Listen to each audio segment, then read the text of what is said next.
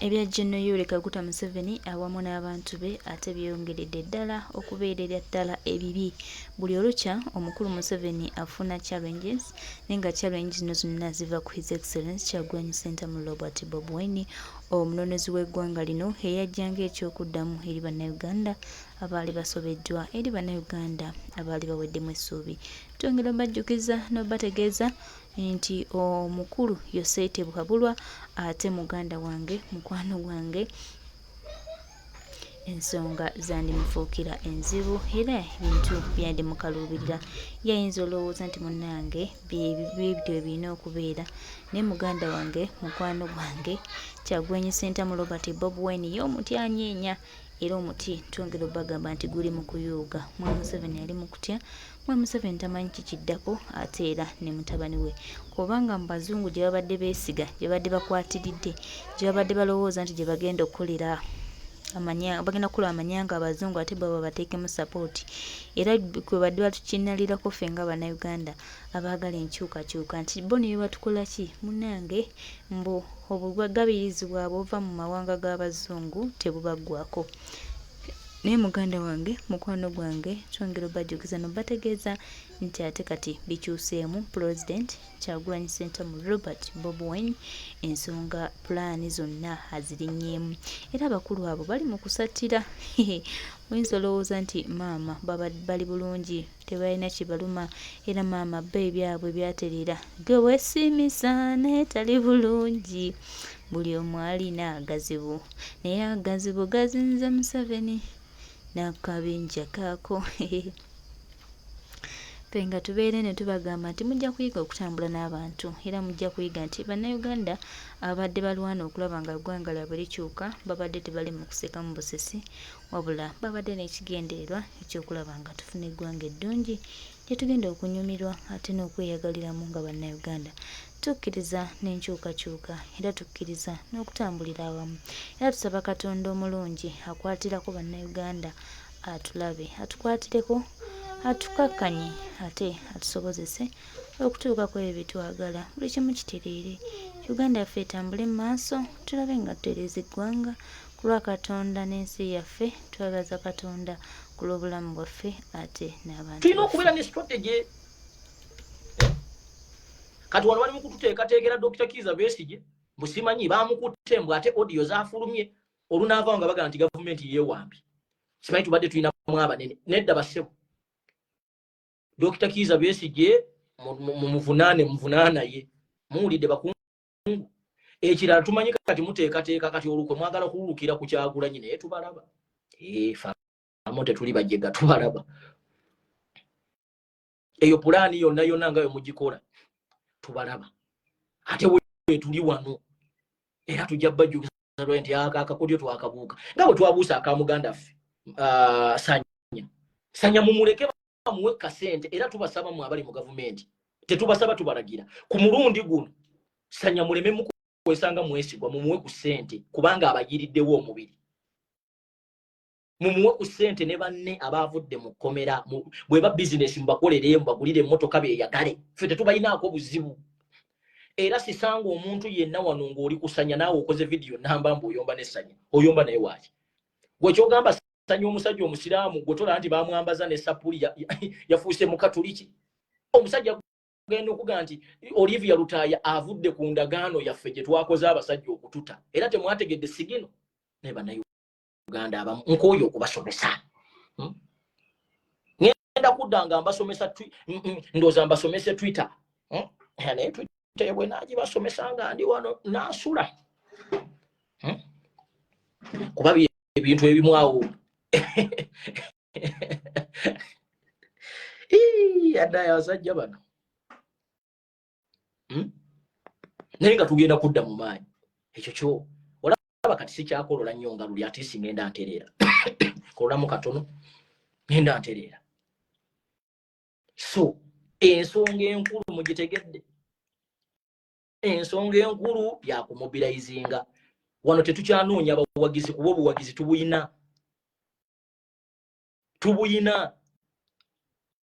tunoonya bazanyi players, abazanyi bo tubayina because the fruits are many. but the harvesters are few. The fruits are many, but the harvesters are few. Once again, mwabawoza Twitter tugenda kutandika naye musooke munindemu.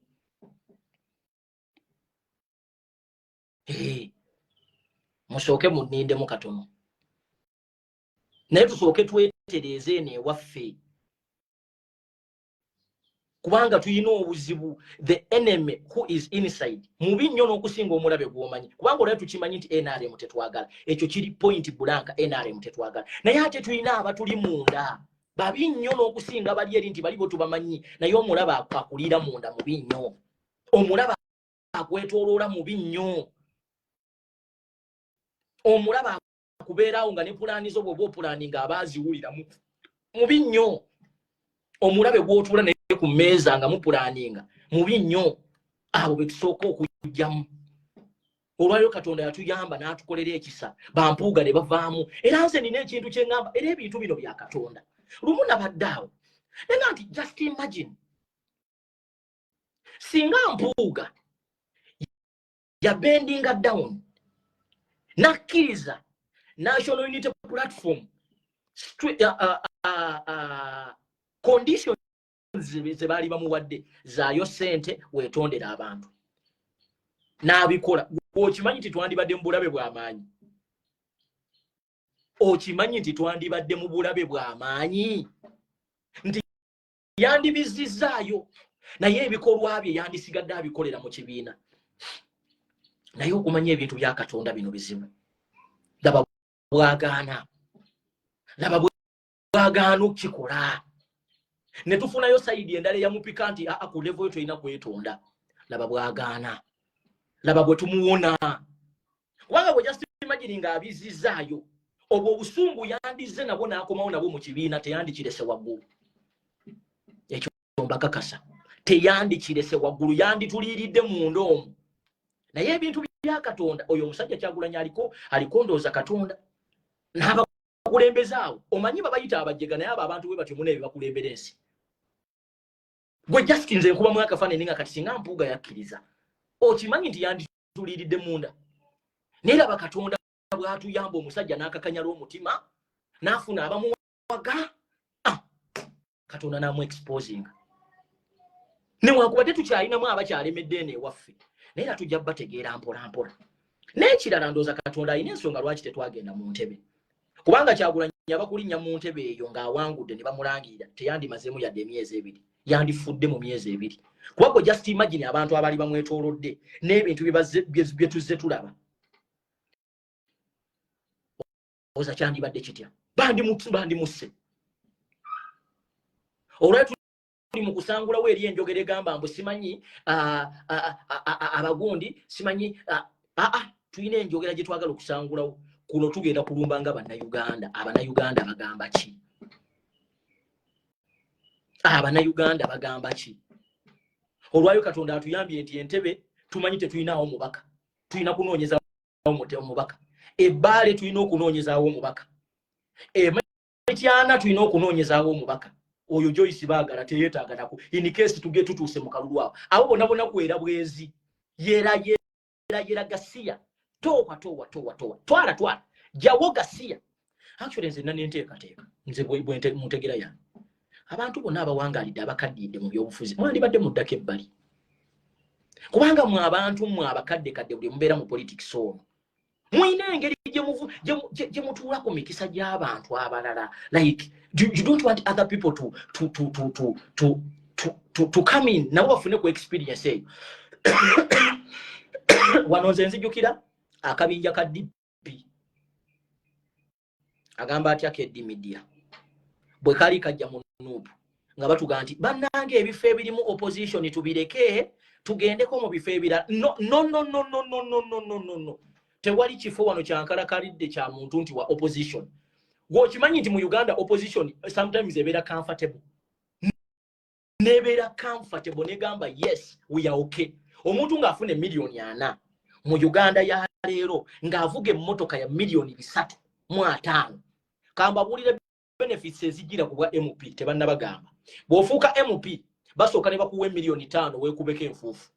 obezo bali bazibagambyeko baba we millionaires buli mu MP then babalongoseza kye bayita closet waliwo closet olina okwambala suit mbabulira benefits esuit oba baba wa meka then baba mala ne baba wa sente ze motoka then baba mala babera na allowance actually baba akayingira bwe bati already abagabi baloni baba ezo tuzijjeko naye mbabulira benefits kati abantu babera comfortable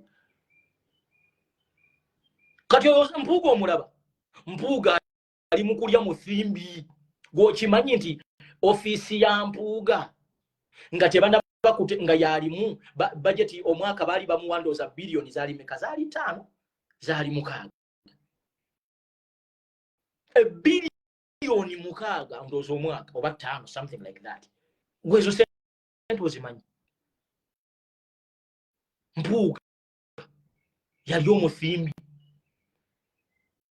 era mwamulabanga n'olugezigezi nga mpuga osobola okubeera naye ku campaign trail n'afuluma mbona adduka bw'ati mpuga yabeeranga mu motoka ye n'ayambala obugalubindi bw'ababbi siri erabira mpuga olunaku lwe baakwata pulezidenti Kyagulanyi nga mpuga alinganga ali mu comedy. Oh yes, oh are you sure? Almost banyize mukama oba bamukutenga atategerekeka oli mukubuuza mbu did they hurt you?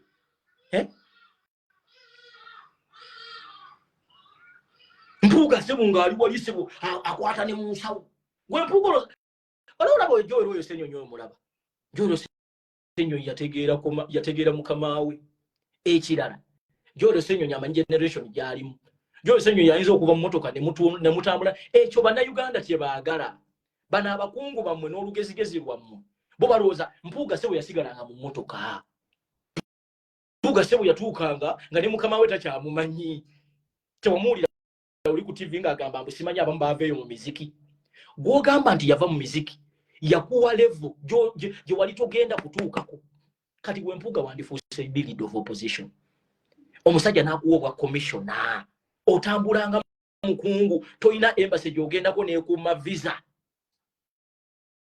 toyina watambulanga mu Uganda ekifo kya leader of opposition obanga bwolaba gundi ono Nabbanja teweetaaga kusaba lukusa okuba olukuŋŋaana wonna woba woyagadde osobola okwetwala mu kitundu kyonna oyina abasirikale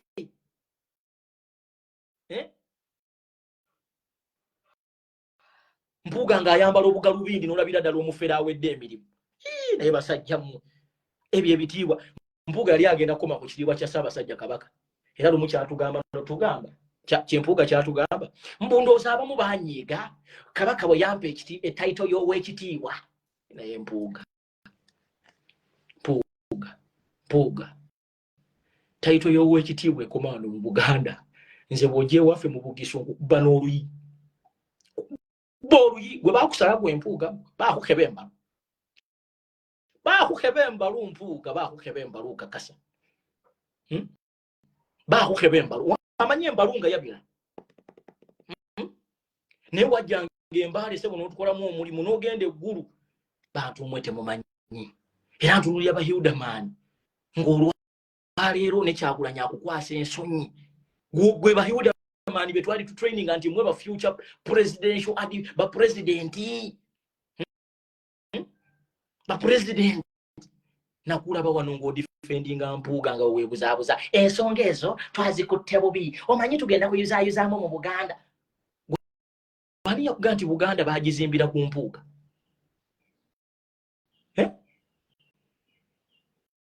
waliwo ne maama wange Nambooze yagenda n'ayokya mbwe engeri gye twakwatamu ensonga ya mpuga maama wange Nambooze guno omulembe tegukyali kwoyo gasiya ffe bavubuka ffe tuditamininga kye twagala ebyo bye muwoza simanyi kakati abasajja abakulu ate olaba n'abakadde tubafuusinga tubagamba nti mutaalonde ffe bye twagala teri sukaali ate omulembe gwakyuka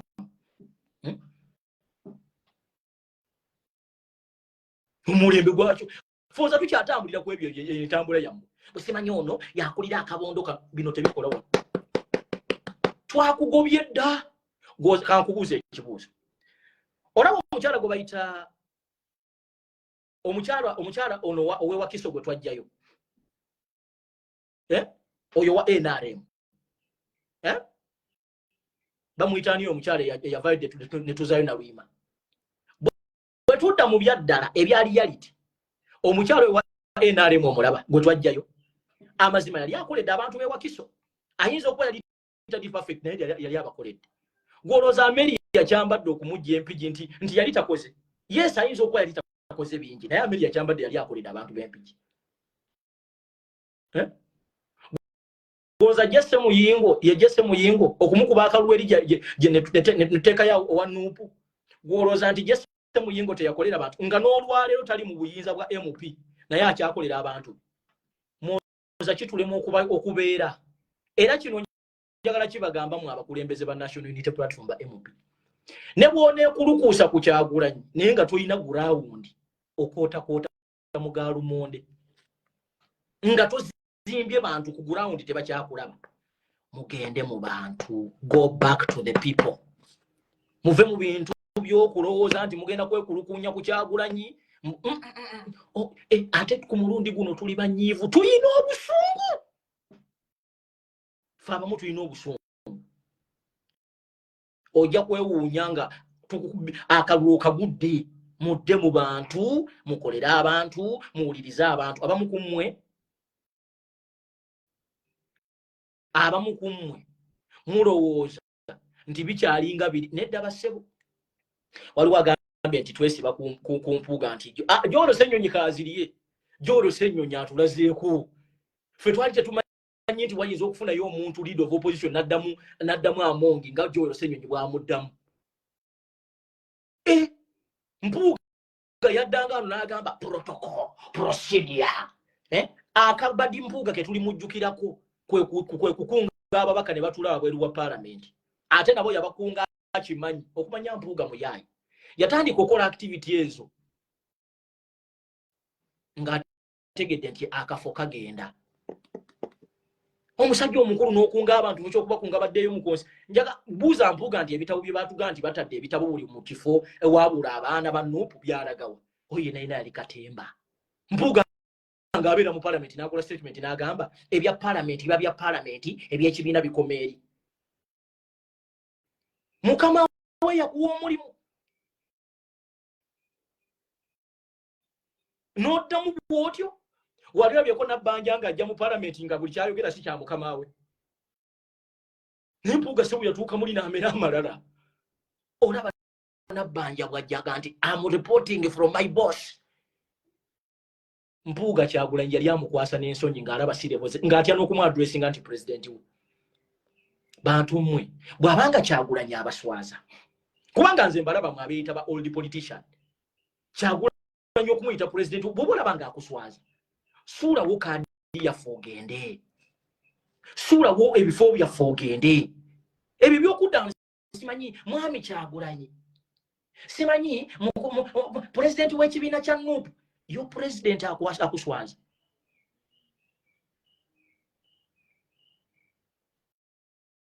President wakuswaza. Ng'abalina Museveni gwe tumanyi obulungi ebikolo bye byakoze. Batuuka ne baga tata for waffe abaswaza. Kyokka abaswaza yabawadde emirimu. Yabawadde akasente.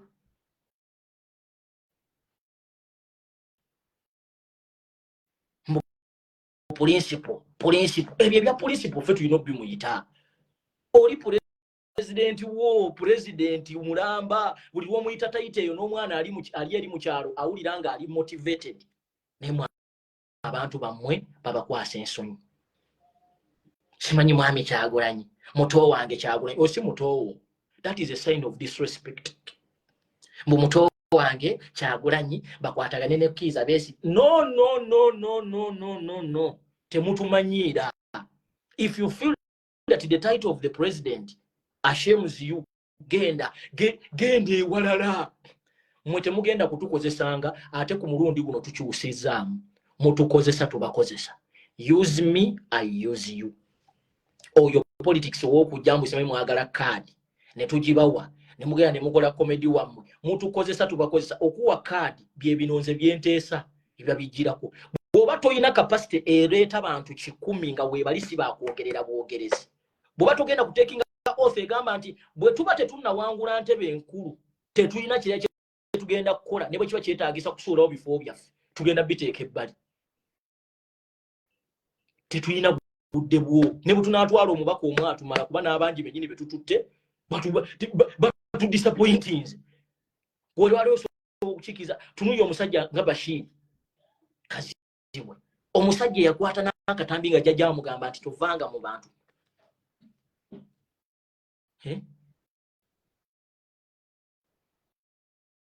osegera olwaliro Bashir oyinza okulooza nti mugwira mu gundi gy'akulembera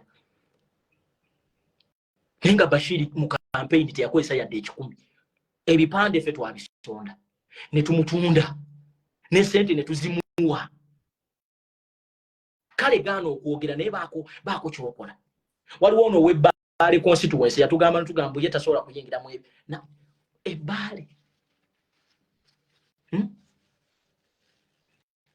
mwe mwina ababaka ba parliament bannange omusajja yabawa emirimu ofuna miliyoni 40 millions per month mubeera ne butrip mubeera ne workshop mubeera naki oyo omusajja lwaki temumwebaza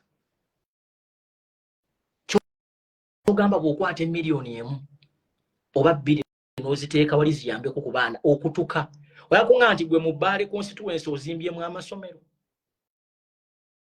bantu mmwe muli babiri abantu mmwe muli babiri President Kyagulanyi kino kikuwa ekyokuyiga taata nkusaba okomyewo mu baana bafutu soja nkusaba mukama wange okomyewo mu baana bafutu soja tuzimbe people power eri gye twali tumanyi kubanga abo bonna ba elite ba MP bakiboolaba ffe twamala okuteekawo embeera abantu ba bulijjo ne tumakinga sure nti environment mwe baali bakolera tekyabaffe balinga kwe kujja tebajja mu nupu nti baali baagala nnyo naye twateekawo momentum eyo twateekawo pressure eyo nga the only way to survive kuyingira kwatambulira olwaleero bameze ebiwawaatiro balaba banene nnyo n'okusinga ffe abantu ababateekaawo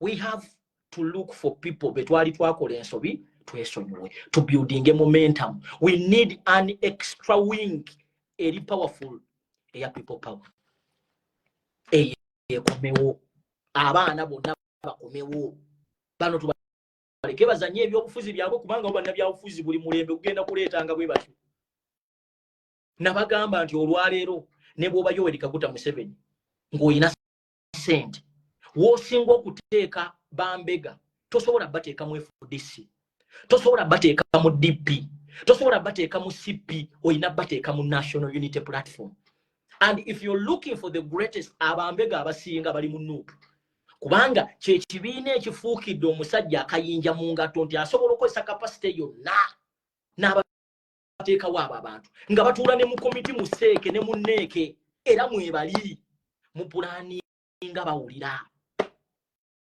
kubanga ne bw'obeera mu 7 tosobola kukwata basupaayi bo n'obateeka mu FDC tekyaliwo yagwa olwaleero abasajja baatuuka n'okukola ekibiina ekira it died on arrival ekibiina bakiyita simanyi kubira essimu halo